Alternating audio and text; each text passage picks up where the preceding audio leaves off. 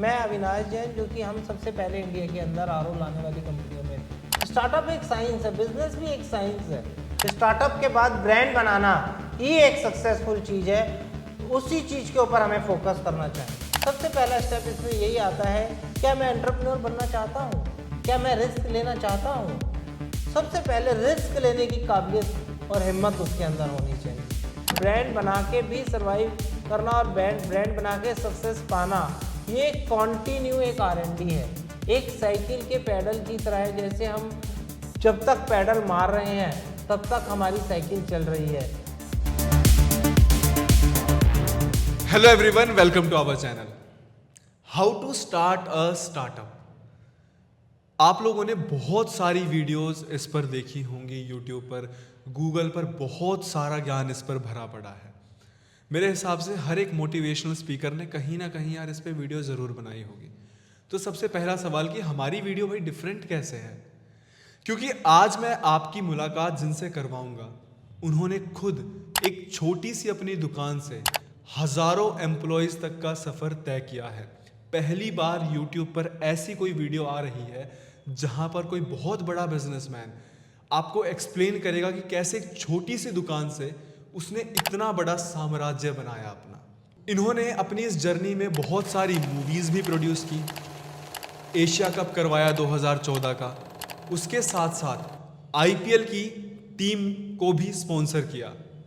तो चलिए ज़्यादा टाइम ना वेस्ट करते हुए सीधी आपकी मुलाकात करवाते हैं मिस्टर अविनाश जैन से और सुनते हैं कि उनका इस पे क्या व्यू पॉइंट है। सर, सबसे पहला सवाल बहुत कॉमन, ये स्टार्टअप होता क्या है? स्टार्टअप एक फैंसी वर्ड है। अगर अदरवाइज देखा जाए तो सदियों से लोग बिजनेस को स्टार्ट करते आए हैं। कोई भी नया बिजनेस स्टार्ट करना वह एक स्टार्टअप है। आज हमारे हिंदुस्तान में नेशनल इंटरनेशनल लेवल पे बहुत प्रचार हो रहा है स्टार्टअप को बढ़ाइए, बहुत अच्छी बात है।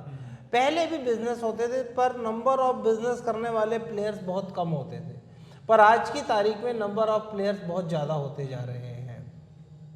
स्टार्टअप, आप घर से निकलिए, आपको हर नुक्कड़ पे, हर मौके पे जो कमी दिखे वही आप उस कमी को दूर करने के लिए कोई टेक्नोलॉजी डेवलप कर लें, तो वही एक स्टार्टअप है। स्टार्टअप एक साइंस है, बिजनेस भी एक साइंस है। आपको इसके अंदर एक R&D करनी है कि भाई मैं घर से निकला, सब्जियां बिक रही हैं, एक रेडी पे कुछ बिक रही है, पनीर कहीं बिक रहा है, कोई कहीं बिक रहा है। किसी ने ऐसा सोचा होगा कि क्यों ना मैं सारी चीज़ एक ही प्लेटफॉर्म पे दे दूं। उन्होंने दाल मसाले सब्जी एक प्लेटफॉर्म पे दे दिए, ये एक नया बिजनेस हो गया। कोई स्टार्टअप में अभी तक नई चीज़ नहीं दे पा रहा है, चीज़ों को नए तरीके से दे पा रहा है, जो पुरानी चीजें थी उसको नए तरीके से प्रेजेंट कर नए तरीके से प्रेजेंट कर रहा है, तो वह एक स्टार्टअप है। स्टार्टअप स्टार्ट करना बहुत बहुत कॉमन चीज़ है, बहुत लोग स्टार्ट करते हैं। स्टार्टअप के बाद ब्रांड बनाना ही एक सक्सेसफुल चीज़ है। उसी चीज़ के ऊपर हमें फोकस करना चाहिए। आपने बहुत अच्छा एक्सप्लेन किया कि एक स्टार्टअप है वो तभी सक्सेसफुल माना जाता है जब वो ब्रांड बन जाए। मतलब स्टार्टअप तो हर कोई शुरू कर लेता है। अच्छा, अगला क्वेश्चन ये है कि पहला स्टेप हमारा क्या होना चाहिए किसी भी स्टार्टअप के लिए?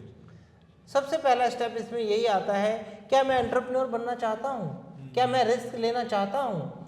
सबसे पहले रिस्क लेने की काबिलियत और हिम्मत उसके अंदर होनी चाहिए। फिर बात आती है कि मुझको प्रोडक्ट में जाना है या सर्विसेज में जाना है। कोई भी स्टार्टअप, कोई भी बिजनेस दो कैटेगरी में होता है।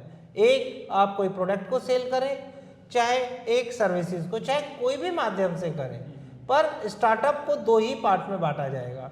फिर आपने चूज़ किया मुझे प्रोडक्ट में जाना है या सर्विस में। अब प्रोडक्ट में जाना है तो उसके 10 पॉइंट हैं, सर्विस में जाना है तो उसके 10 पॉइंट हैं। किसी भी चीज़ का जो हम स्टार्टअप शुरू कर रहे हैं उसके लिए मार्केट डिमांड को कैसे देखें? देखिए, आपको स्टार्टअप में ये चीज़ अपने आप से डिसाइड करनी पड़ेगी कि मैं किसी एक चलते हुए बिजनेस को फॉलो कर रहा हूँ या मैंने अपने वैक्यूम से कोई चीज़ को ढूंढा है। तो वो दोनों चीज़ें बहुत डिफरेंट हैं। आज से मतलब अगर हम 20 साल पहले की बात करें तो हमारे इंडिया में RO सिस्टम नहीं था, जो रिवर्स ऑस्मोसिस आज हम यूज़ कर रहे हैं। मैं अविनाश जैन, जो कि हम सबसे पहले इंडिया के अंदर RO लाने वाली कंपनियों में थे। अच्छा। तब हम ये नई चीज़ मान सकते थे कि इसकी कितनी डिमांड है, नंबर ऑफ पीसीस को हम नहीं सोच सकते थे, कॉस्ट इसकी बहुत ज़्यादा थी। मतलब आप सबसे पहले थे, आपसे पहले किसी ने ये चीज़ पूरे इंडिया में सोची ही नहीं थी। पहली 2-3 कंपनियों में ही हम थे, हम ये डिसाइड नहीं कर पा रहे कि पहले हम थे या वो थे। मैं पहले अपने को इसलिए कह पा रहा हूँ कि जब कस्टम से क्लियरेंस हुई थी तो हमने उसका कोड डेवलप करवाया था। तो मैं समझता हूँ कि शायद हम वाटरमैन के साथ इंपोर्ट करने वाले आरओ पहली ही कंपनी थे। तो जब हम कोई नए प्रोडक्ट को देखा, हम लेके आए, तो हम उसकी डिमांड को, हमने उसकी यूटिलिटी देखी, भाई ये खारे पानी को मीठा कर रहा है तो इसकी बहुत डिमांड हो सकती है, हमारा हिंदुस्तान बहुत बड़ा है। तो हमने उसको ये देखा, भाई वो 25,000 रुपये का है और आज वो 5,000 का बिक रहा है। तब हमने ये ज्यूम किया था कि अगर ये 25,000 का तो इतनी डिमांड होगी, 12,500 का होगा तो इतनी, 5,000 का होगा तो इतनी। डिमांड के कई फैक्टर हो सकते हैं। एक चली चलाई मार्केट में हम किसी कंपटीटर के कंपैरिजन अपनी बेस्ट पैकिंग देते हैं, बेस्ट प्राइजेस देते हैं, बेस्ट सर्विसेज देते हैं, डीलर डिस्ट्रीब्यूटर को प्रॉफिट अच्छा देते हुए हम कस्टमर के पास प्रोडक्ट को बेस्ट डिलीवर करते हैं। ये सब चीज़ उसकी कंपैरिजन में सेम और बेस्ट होते हुए प्राइस कम होता है, तो हम अपने कंपटीटर से अपनी क्वांटिटी को एसेस कर सकते हैं कि हम कितना बेचेंगे, उसने कितना बड़ा ब्रांड बनाया हुआ है। स्टार्टअप, मैं बार बार कहूँगा, बिजनेस एक बहुत बड़ी साइंस है, बहुत बड़ी टेक्नोलॉजी है। इसकी सक्सेस को पाना इतना इजी नहीं है। इसको टारगेट को, ब्रांड को अचीव करना और ब्रांड बना के भी सर्वाइव करना और ब्रांड बना के सक्सेस पाना, ये कॉन्टिन्यू एक R&D है। एक साइकिल के पैडल की तरह है, जैसे हम जब तक पैडल मार रहे हैं तब तक हमारी साइकिल चल रही है। कोई भी बिजनेस को खड़ा करने के बाद आज हम ये नहीं मान सकते कंपटीशन युग में, ऑनलाइन के युग में, कि वह अपने आप चलता रहेगा। अगर हमने सोचा कि पहले टाइम ऐसा होता था कि हमने एक बिजनेस टाटा बिरला सिंघानिया डालमिया बना देते थे और वह चलता रहता था, पर अब वो समय नहीं रहा। अगर अब आपने बिजनेस को बना के सॉफ्टी की तरह रख दिया तो वो बर्फ़ के गोला जो होता है ना, थोड़ी देर बाद अपने आप पिघल जाता है, ऐसे ही पिघल के ख़त्म हो जाएगा। कॉन्टिन्यू R&D डालनी पड़ेगी। बस कुछ ही लोग होते हैं सर्वाइव कर पाते हैं उस बर्फ़ के गोले के साथ। अब वो एक्सेप्शन वही आ गया कि वो सपोज करो कि मनाली में रह रहे हैं तो आपके बीच में मैं कहूँ फिर बर्फ़ का गोला ही नहीं बनाएगा, क्योंकि वो सेल नहीं होगी। अच्छा, एक चीज़ जो बहुत इंपॉर्टेंट रोल प्ले करता है किसी भी बिजनेस को चलाने के लिए, वो है टीम। लोग ये सोचते हैं कि भाई मैं अकेले कर लूँगा, बट जो एक्चुअल चीज़ होती है वो टीम एफर्ट होता है। तो स्टार्टअप के लिए टीम कैसे बनाएं, वो लाइक माइंडेड जो लोग, क्योंकि आपने अकेले शुरू किया, आपने 1000 लोग जोड़ दिए, तो आपने वो लाइक माइंडेड लोग जोड़ना, वो स्टार्टअप में बहुत इंपॉर्टेंट रोल प्ले करता है। तो वो कैसे करें? देखिए, आपने कहा 1000 लोग जोड़ दिए, जोड़ने को तो 5000 लोग जोड़ दो, पर वो 1000 और 5000 लोग कौन है, ये एक बहुत बड़ा मैटर करता है।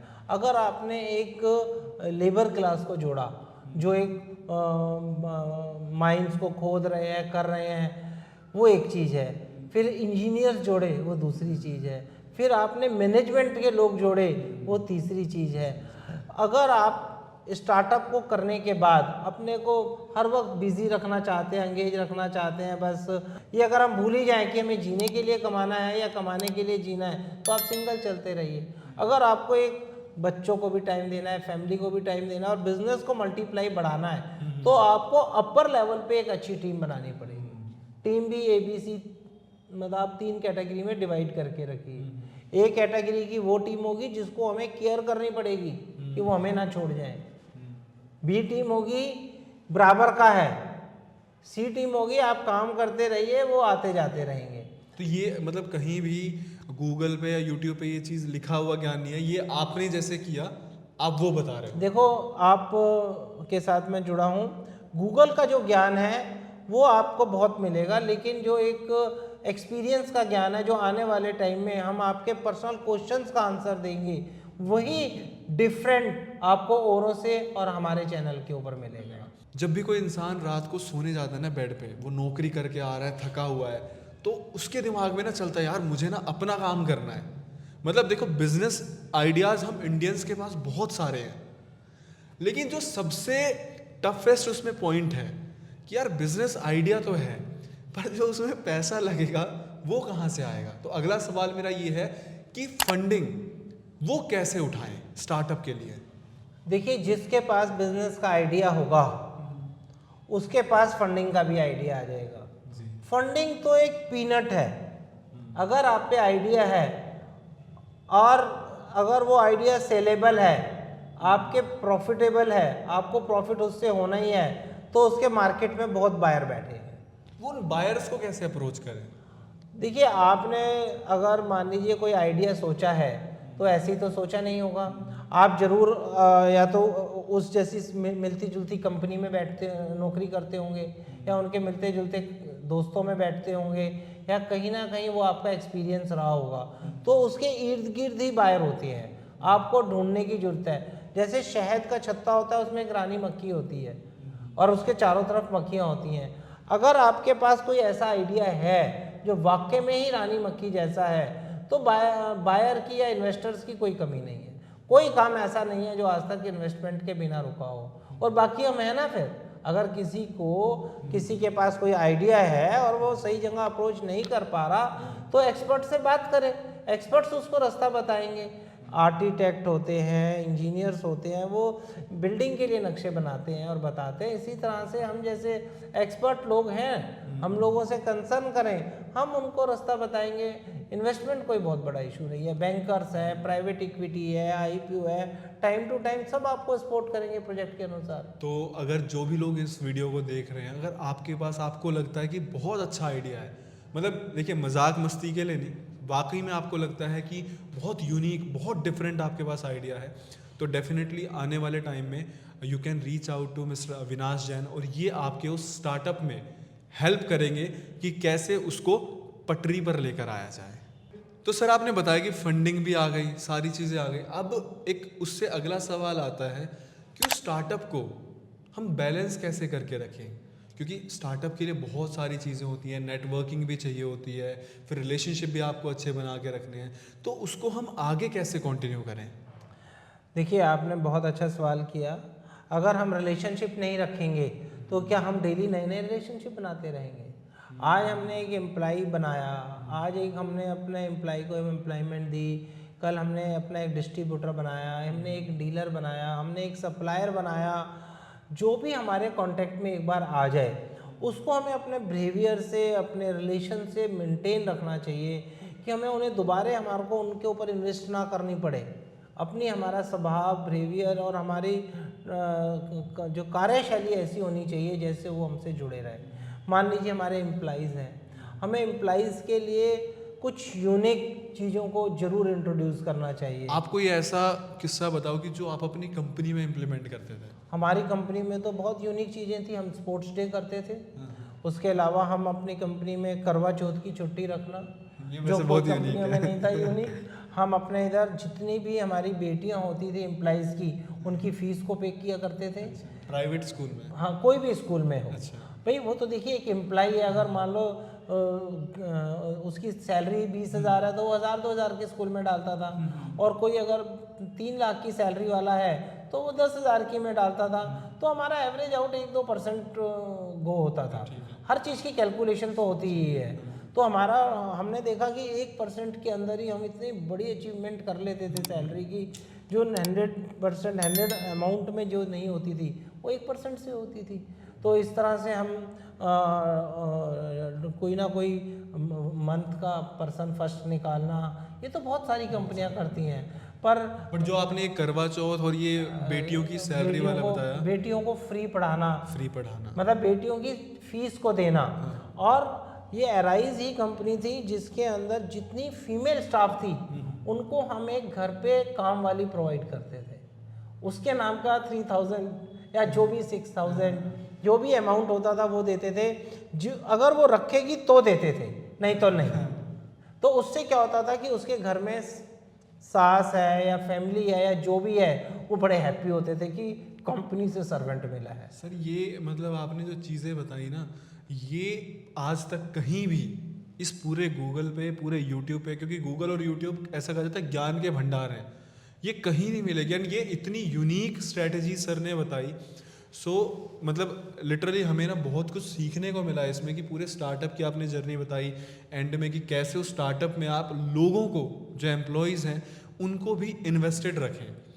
ऐसे ही ना आने वाली जितनी भी हमारी वीडियोस होंगी उसमें ना बहुत सारी ऐसी हमें सर से चीज़ें सीखने को मिलेंगी। सर की ना चाइना विजिट्स, आप सर कितनी बार चाइना गए हैं? चाइना मेरे 5 पासपोर्ट भरे हैं, 100 बार तो हो ही गया होगा। 100 बार आपका हो गया है तो इतना आजकल लोग अपने घर नहीं जा पा रहे हैं इतना आपने चाइना विजिट कर लिया है। चाइना के हम बहुत सारे एक्सपीरियंसेस सर से सीखेंगे। तो जो ये चैनल होने वाला है ना, ये बहुत ही यूनिक और बहुत ही ज़्यादा एक लर्निंग कर्व होगी इसमें।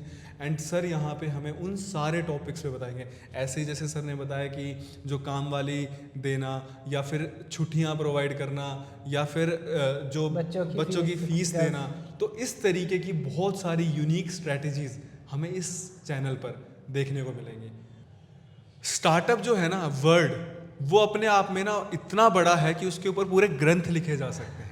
तो हमने जो भी बात करी है वो सिर्फ 10 से 12 मिनट की, ये सिर्फ एक स्टार्टिंग है। आने वाली वीडियोस में इसमें जितने और सारे पॉइंट्स हैं कि कस्टमर के साथ रिलेशन बनाना, या फिर जो हमने बात करी फंडिंग की, इसको पूरे डेप्थ में जाना, जो टेक्नोलॉजी इन्वॉल्व होगी उसमें डेप्थ में जाना, फिर जो इसमें लीगल कंसिडरेशंस होते हैं उसमें डेप्थ में जाना, तो वो सारी बातें हम आने वाली वीडियोस में करेंगे। तो इसके ऊपर हम और जो सीरीज़ लेकर आएंगे वो भी आपके लिए बहुत हेल्पफुल रहेगी।